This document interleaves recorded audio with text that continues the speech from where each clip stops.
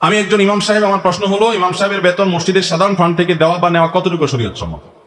মসজিদের সাধারণ ফান্ডের টাকা, যেখানে মানুষ টাকা দিয়েছে মসজিদের জন্য, খাত ঠিক করে দেয় না যে মসজিদের বিদ্যুৎ বিলের জন্য, মসজিদের টাইলস কেনার জন্য বা মসজিদের অমুক কাজটার জন্য নির্দিষ্ট খাত ঠিক করে দেয়নি, শুধু মসজিদের জন্য বলে দিয়েছে, যেমন দান বাক্সে সাধারণভাবে দেয়।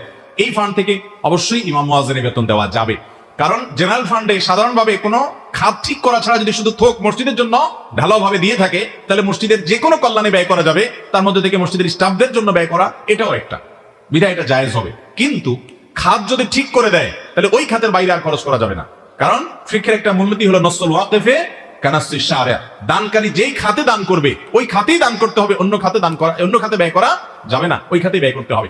এখন ধরেন কেউ মসজিদের নির্মাণ কাজের জন্য, সিমেন্ট রড কেনার জন্য, টাইলস কেনার জন্য টাকা দিছে, আপনারা মসজিদের নির্মাণ ফান্ডে টাকা তুলছেন, আপনি কি করলেন? এই খাতের কথা বলে টাকা তুলে এবার ওই টাকাটা এনে স্টাফদের বেতন দিলেন, এটা জায়েজ হবে না।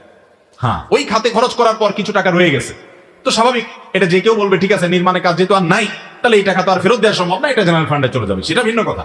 কিন্তু আপনি ইচ্ছাকৃত এই 2 নম্বরই কোনটা জায়েজ নাই। অনেক মসজিদে আছে দেখবেন যে ঈদের সময় ইমাম মুয়াজ্জিন বা স্টাফদের কথা বলে, রমজানে ঈদের বিভিন্ন সময় বোনাসের কথা বলে বিভিন্ন ভাবে টাকা তোলে, 1 লাখ ইমাম মুয়াজ্জিনকে ভাগযোগ করে 10-20 হাজার দিয়ে আর বাকিটা মসজিদে রেখে দেয়, জায়েজ নেই। কারণ এখানে আপনি দানকারীর কাছ থেকে নিয়েছেন যে কথা বলে ওই খাতে আপনাকে খরচ করতে হবে। কথা কি বুঝতে পারছি?